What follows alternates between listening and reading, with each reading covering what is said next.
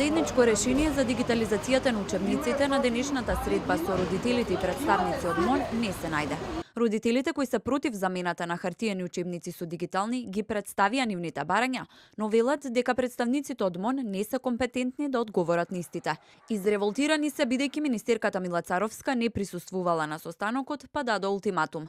Ке го стават бојкотот на наставата оваа недела во мирување, но во понеделник очекуваат нова средба. Доколку не се најде заеднички јазик, ќе протестираат.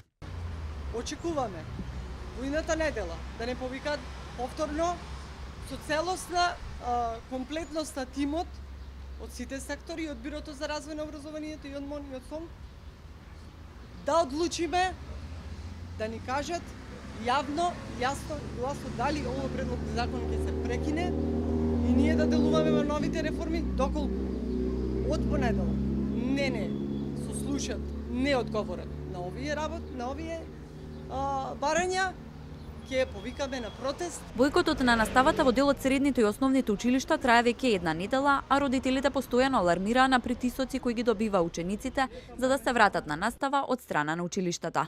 Од детската амбасада Мегеши вела дека примиле голем број поплаки за притисок и уцени врз средношколците кои го искажувале своето незадоволство од образовните реформи.